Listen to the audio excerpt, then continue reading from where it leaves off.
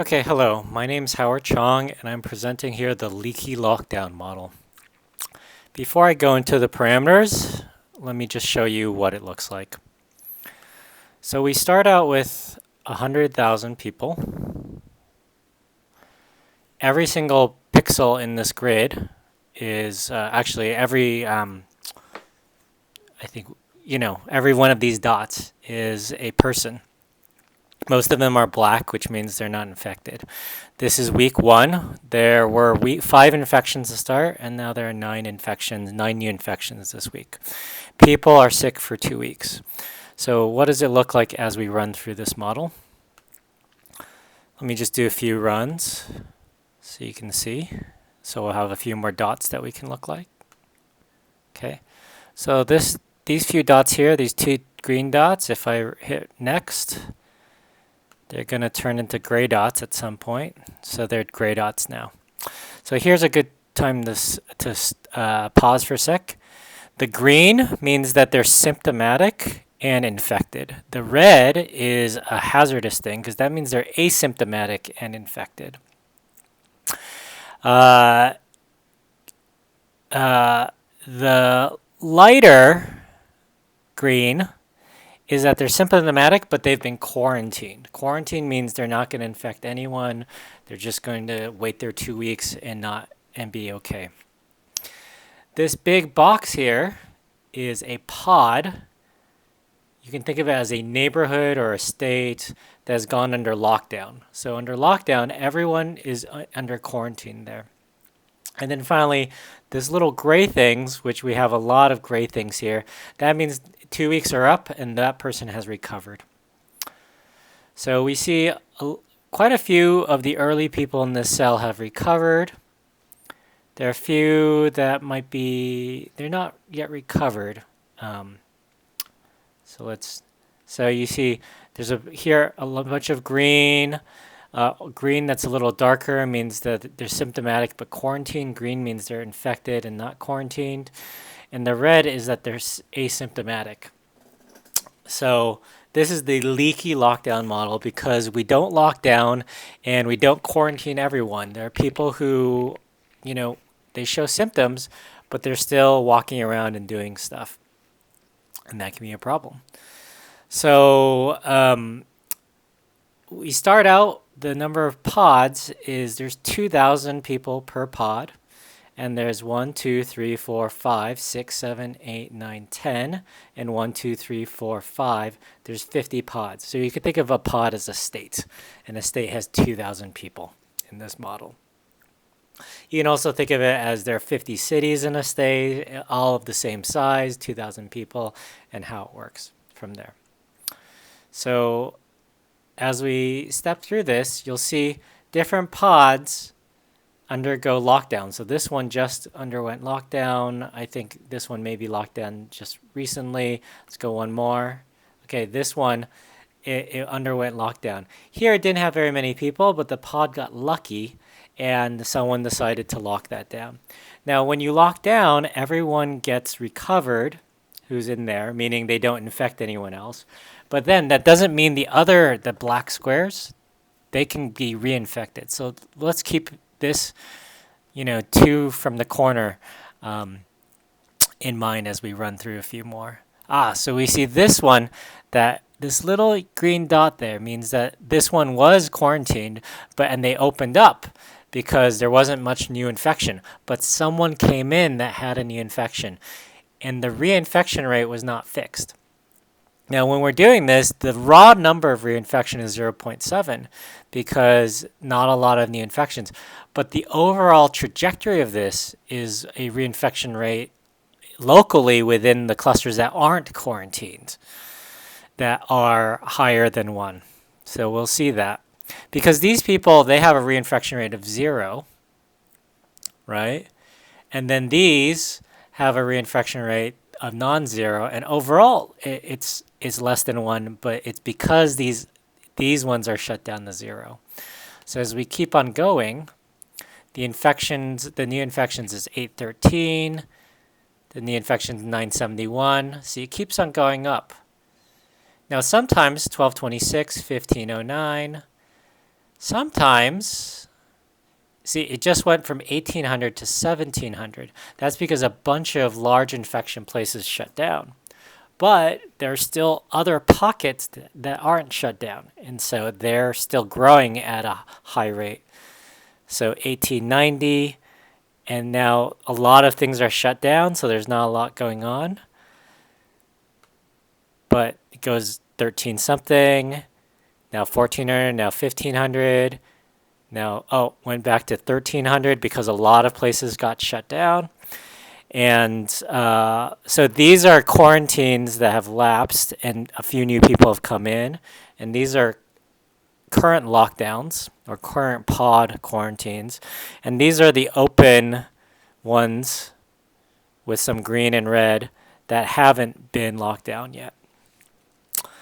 So they're going to keep on spreading and spreading to other states or other pods as well. So we're at week 30, index number 29 for you programmers. The index is always one less than the week because we start counting at 0 who are programmers. But for everyone else, we're at week 30, and out of 100,000 people, we've had 21,000 who are infected. Now, the current infections is pretty low. It's you have 15, active infections is about 2,500, but the new infections is 941. And so for that week. And so anytime the weekly infections goes up is not a good sign. So you'll notice everything cycles back. The week 2 infections become recovered. The week 1 becomes week 2. The new infections become week 1. So now the number's starting to go down, but it's kind of a lingering cough model. You never fully recover, and so there are pockets, and in those pockets, they're still going to infect more and more people. Now, eventually, you do have herd immunity. Enough people in those cells are sick that it doesn't super spread, right? If half the people are already immune, then you're not going to infect those people. And if you're in contact with those people are kind of safe people. But it just sort of lingers on and on. It lingers on and on and on. And on and on and on. And you have places, like this is quarantine. So look at this square that's 5 over in the top row.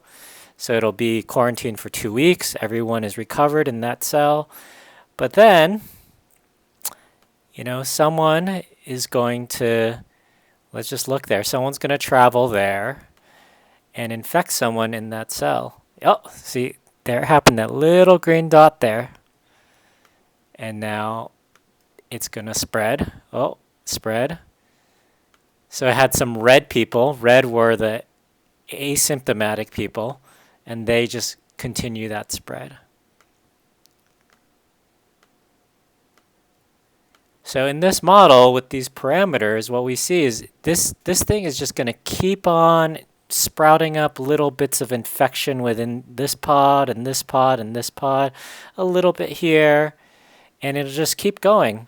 Now there's some, like this pod got lucky and it didn't get infected, but now it's infected. It didn't get infected as much, but now it's got reinfected and it doesn't have good procedures of detection and quarantine, so it's just going to spread quite a lot. And so if we just focus on this one, it's just going to keep going and going and going. Now, the UK did talk about herd immunity. So once you get like 70% of people in a place, it doesn't super spread in that pod. But it keeps on super spreading until you get to something like that 70%. So we're going to run this to 100 weeks. And whoops. Let's actually go back to 99 and see after 99 weeks we have 4. No, that's the quarantine people. I think that number is total quarantined ever. So it's not the current quarantine people. So I have to fix that reporting number. But the more important number is 551,000 people out of the 100,000 in this whole population have been infected with the virus, even though we saw the infections not really getting out of control. that much. So if we don't have a lockdown at all, this looks even worse. So this is an open sourced model. I'm calling this the leaky lockdown model. You can read the parameters here. A sickness last, so this started with 100,000 people, 5 infected people to start. There's 50 pods here. Each pod is 2,000 people. The sickness lasts for 2 weeks. Each day, each infected person who isn't quarantined is in contact with 30 people. And depending on the distancing compliance and the hand washing, the contact may result in an exposure. In the model I'm running, there's not much hand washing and there's not much distancing, so the infection is pretty heavy still. If exposed, there's a 5% chance of getting infected. So if you have 30 people and a 5% chance, or 1 in 20 chance, that means each person is going to infect 1.5 people per week. So, yeah, that's what it is, 1.5 people per week on average. So that'd be an R value, reinfection rate, or R0 of 1.5. However, there's also a symptomatic rate of 50%. There's an asymptomatic rate of 25%, meaning 75% are going to get to just reinfect because they don't know. If they are infected and they're symptomatic, there's a 50% chance that they quarantine here.